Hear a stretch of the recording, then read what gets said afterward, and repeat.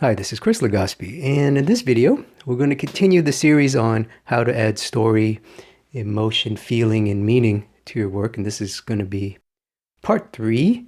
And in these next couple videos, I'm going to share 4 different tips that I personally use and have learned from other great artists and have developed myself to add more meaning to my work. This is one of the things I've been working on these past few years is how to make my drawings and paintings more meaningful, how to add story, how to add a narrative, how to make them more than just ordinary drawings and paintings. So we're going to talk about that in this series. In the previous 2 videos, I shared 2 of my first tips, and I'm using those tips right now in this drawing you're seeing here. This is going to be a little demonstration of how I shade a little figure drawing from photo. And here's a look at the reference. And what I wanted to do in this drawing is tell a story. And that's one of the things I talked about in the previous video, was that you want to start with a story, start with an idea in mind. And I did that here. I had a metaphor in mind. And now I'm going to share some of the other ideas that I use. And particularly in this drawing, I wanted to tell the story more with the rendering, less with the drawing and the subject. Really, the subject doesn't matter in this case, although the subject can be inspiration for story, obviously. But in this case, the subject is more just something that I enjoyed. This was a Thai boxer. Okay, so the first idea that I shared in the previous video was to draw in silence, basically draw without music. And here you can hear the background audio. This is me drawing in complete silence. I'm basically, well, not total silence. I'm drawing outside on my balcony.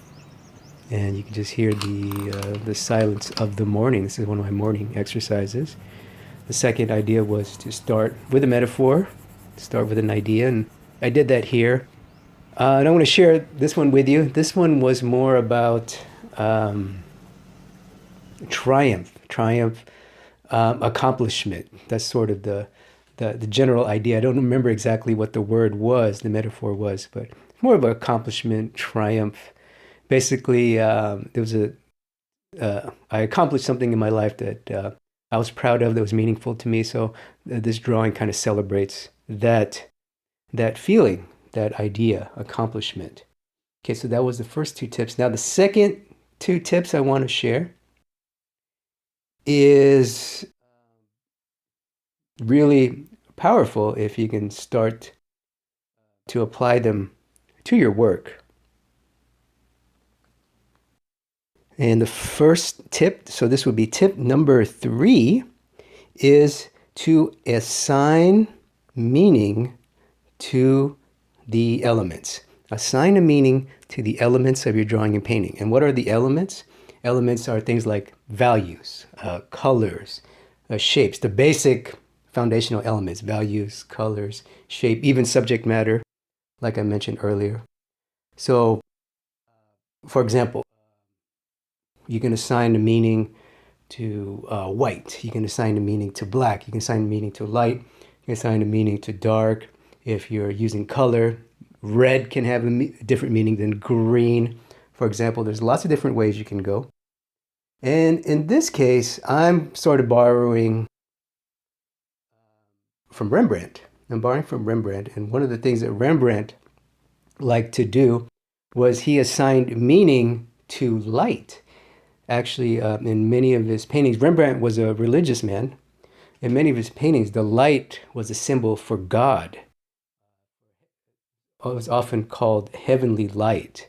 So he assigned light the meaning of God, of the heavens, and shadows had the inverse meaning, which was earthly things that are grounded. So those are some of the meanings that he assigned to the element of light and shadow. And I'm doing that here. The lights in this have a different meaning. The lights and the halftones.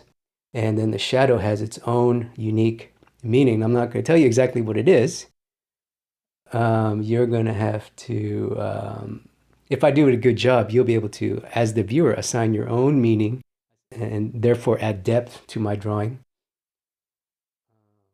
But that's one of the things that I did here was my lights and my halftones in this drawing, in this study, have a totally different meaning.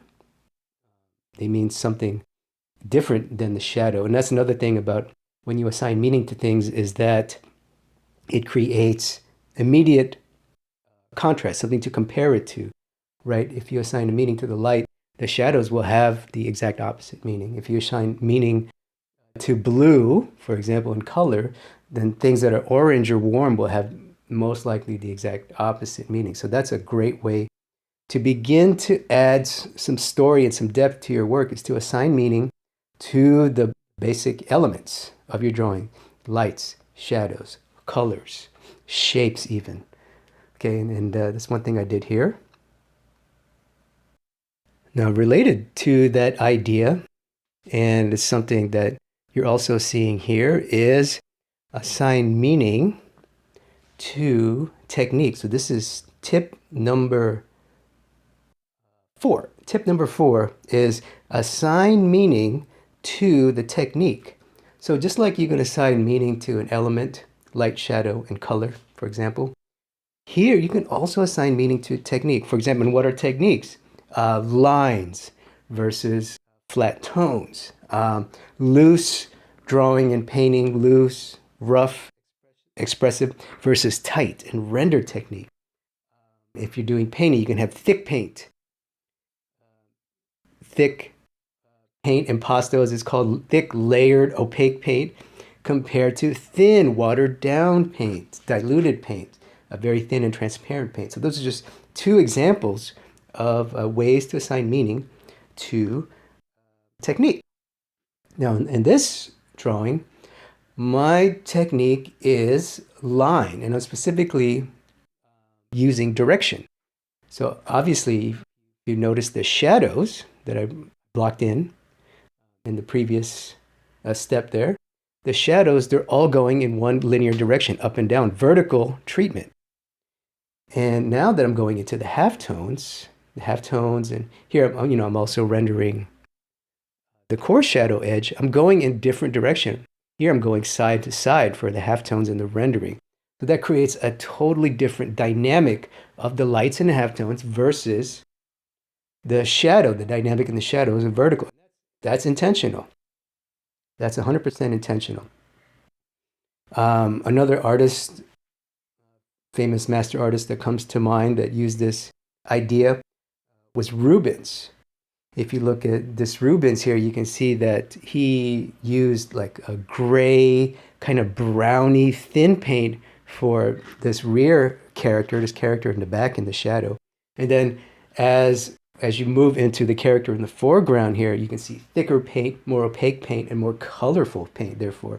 A lot of the artists, these classical artists like the Rubens and the Rembrandts, they like to start with washes of brown. So washes of brown were often used, thin washes of brown was a technique they used, and often you would see that different characters in different parts of the painting had thin brown washes and others had thicker, more opaque washes. So that's just one way to think of assigning meaning to technique. Here, my shadows have a meaning. That's why I'm keeping them very uniform in terms of vertical technique. And now I'm going into the lights. They have a complementary meaning. And notice, as I go back and forth, I stay consistent with my idea. So as I go into the shadow, I stay vertical and linear. As I go into the halftones, I do a complementary technique, which is a horizontal technique, and also a little bit of tone at the focal point. And we'll talk about that more. It's related to another way you can assign meaning is assign meaning to different parts. It's sort of related to part 1, the previous tip. But yeah, I'm just going to continue to go through this little drawing here, build up the values, and then keep the technique consistent with the story I had in mind. Okay, that's the end of this video. I want to thank you for watching. In the next video, in part 4 of this series, I'm going to share 2 more tips to add story and meanings. I'm going to go a little bit deeper into these concepts, making your work much more meaningful, adding narrative and things. So I'm going to share tip number 4, tip number 5 and tip number 6 in the next video. So you definitely want to check out part 4 of this series. And part 4 is only going to be available to subscribers. So to access part 4, all you have to do is head on over to my website and sign up for my free newsletter. Newsletter subscribers will not only get access to exclusive content like part 4, but you also get other great content. You'll get the newsletters first before the public does. You'll get exclusive content way before the public does.